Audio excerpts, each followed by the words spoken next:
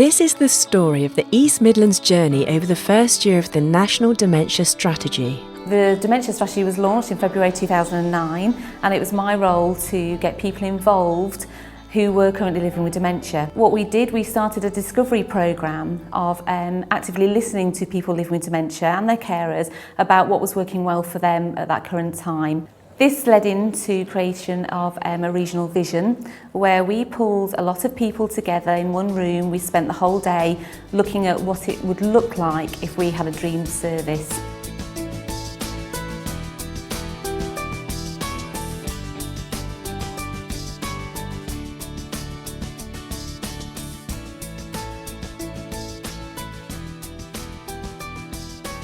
Appreciative Inquiry is a new way of thinking. Traditionally in public services we look at the problem, we try to resolve that, but that tends to lead to isolation of that problem. What Appreciative Inquiry does is look at the whole system and works on what's working well. The East Midlands Strategic Health Authority held a series of discovery meetings in which people with dementia and their carers talk to each other about what living well means to them. We're all individuals at the end of the day. It's no good putting one set system in and hoping it's going to cover all.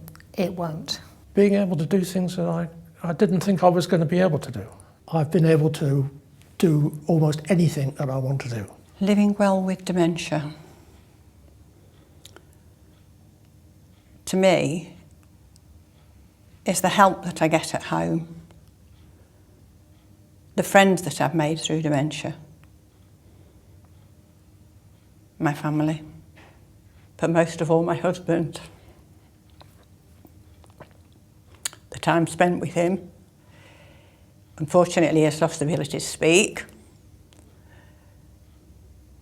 but I do on occasions get really big smiles from him, big hugs, and lots of kisses.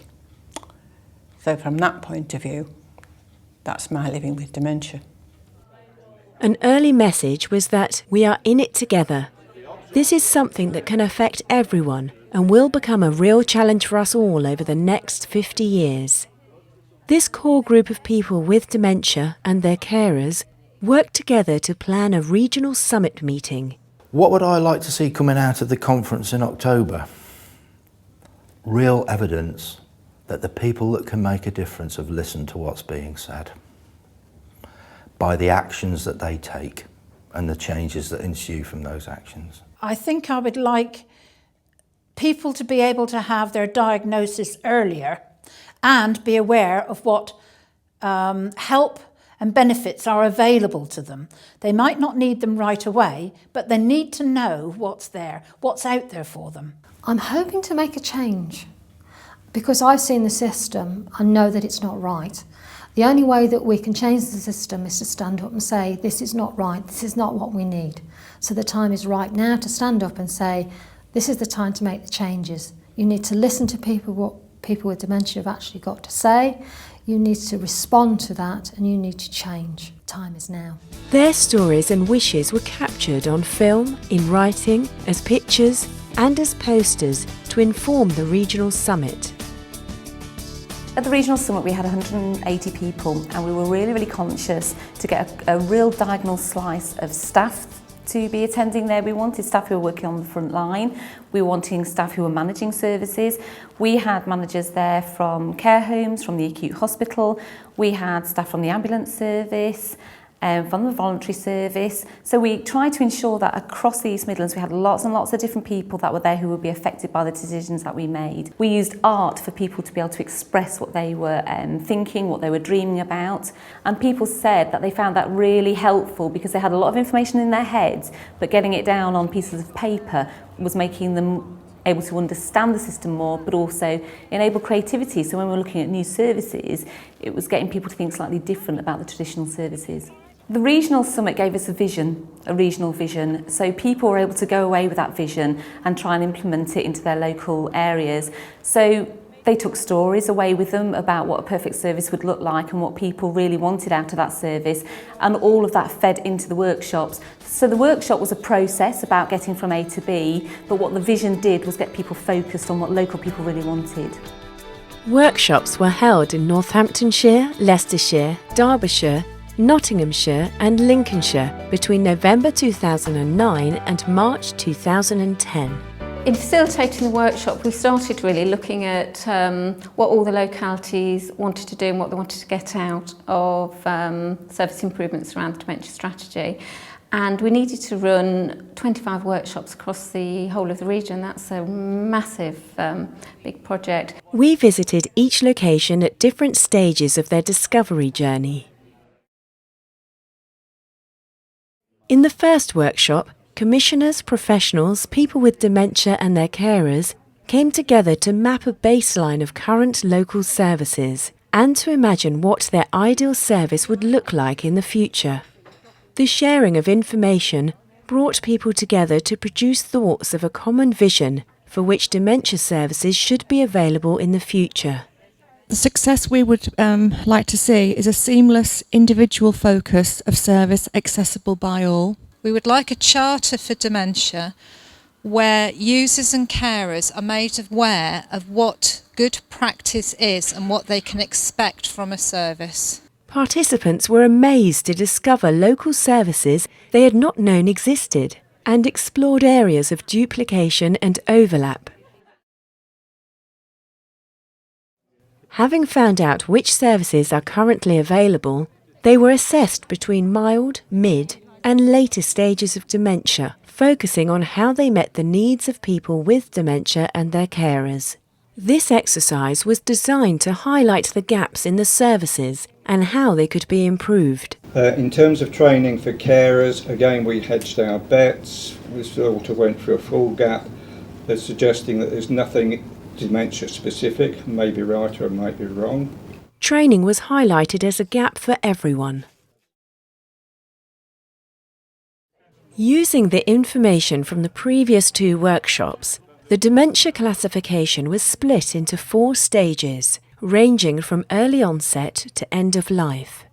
Our first one was that we looked at a tipping factor might be the progression of the disease, so somebody whose dementia was actually progressing, and we felt that that could be balanced by early diagnosis and treatment, help for people to stay normal, and by that we felt that people who are enabled in an enabling environment can actually hold back the symptoms. It might not stop the progression, but being treated positively and working in a very positive way helps people. By including people with dementia and their carers in these conversations, we are basing our knowledge of what tips people into greater need on real-life experiences rather than guesses. So our dementia service we would want to hold its own budget. You should be able to access, in effect, a hospital at home. A team without walls, we've called it, which is a fully comprehensive team in the community comprising of social care staff, primary care staff and mental health specialist staff. And they would be 100% staffed and 100% trained and competent.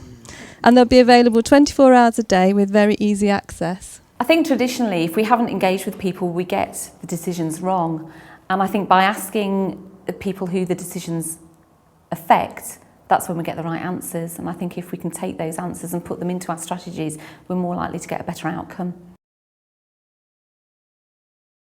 In this workshop, the groups looked in detail at their ideals from the previous workshop and explored whether the service already existed in a different form, which needed improving or recommissioning. The groups also looked at services which don't currently fulfil a requirement that could be decommissioned and be replaced with a more suitable service. This workshop created lots of debate and argument about what is needed and the priorities for development. Participants realised that lots could be achieved without new resources or money by thinking creatively and working together towards a common goal.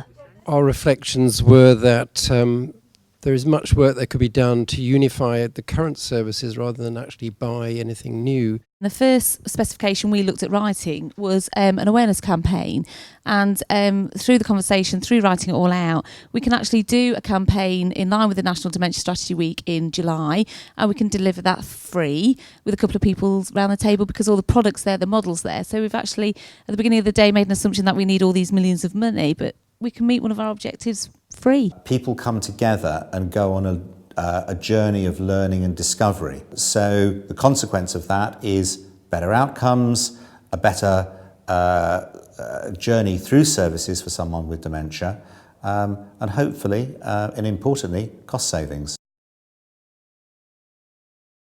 The final workshop in the commissioning process brought together all the previous knowledge and information which had been gathered. The ideal services were prioritised by how effective they will be and how easy or difficult they will be to implement. Each ideal service was scored by these two factors to highlight those services on which the locality will concentrate. So in terms of taking decisions about, when we've only got limited amount of money that we can invest, either by recycling from one part of the system or from any other source, that will help with the prioritisation sort of process. The main things that came out of people living with dementia, when we did the discovery work, people were saying to us, we want early medication, we want the right medication at the right time, we want happy staff, we want quality services, but if you train people, that's where we're going to get the quality. We want to have homely environments, not clinical environments. We want things like aromatherapy. We want things like art for our day centres. We want to be able to do things with our family. We want individual budgets. So there was a lot around the process of, okay, the service looks like this, but we want it to look like this. But there was also real personal quality things which actually don't cost a lot of money. Eliminating waste by shared mapping of existing resources and identifying clear priorities for the future, these have been models of quality, innovation, productivity and prevention in action. Our work in the East Midlands has been particularly interesting because it's the first time that we've actually developed a regional implementation programme in quite this way. And I think one of the strengths of that work has been the way in which colleagues in the local authority and the NHS have come together to work as a single entity. We are confident that that is actually going to result in significantly better outcomes for people with dementia in the East Midlands. Activity across the region will be reviewed regularly, and the original core group of people with dementia and their carers continues to meet to share experiences, opinions and wishes. I'd like to say a big thank you to everyone that's been involved. We could never have achieved what we've achieved in this past year without that energy and enthusiasm. And also as well, the most important bit is a big thank you to people who were struggling to live well with dementia but brought forward their stories which enabled us to really get a better future for the predicted growth that we know is going to be there in a couple of years' time. This film has shown what can be achieved when people who need to use dementia services are involved in their planning and commissioning. A vibrant journey, we have revealed just the tip of this experience. The laughter, tears, anger, sorrow, and daily challenge of living with dementia. At the end of its first year, people in the East Midlands are proud of what they have achieved for the dementia strategy. It's been great to be involved and to feel that we're being listened to. As a specific highlight, I think I'd probably pick out the one-day conference that we had last October, where the energy for doing something in the room was palpable. It gave me some hope that actually something might change. I think knowing that we're going to be able to help other people and knowing that there is hope. I think that's the main thing that came out of it. Talk to us, shout about it, talk about dementia, raise awareness, don't be frightened of it. It is a nasty disease, but it's something we all have to face, we all have to talk about. And I'm very grateful to have been given the opportunity to speak my views. And I'm glad that so far I feel they're being listened to. I'll say again, I just want to see them being delivered. I just want the service to be better. The feeling of togetherness, that we're in it together was definitely a good phrase to take ahead. We are all in it together.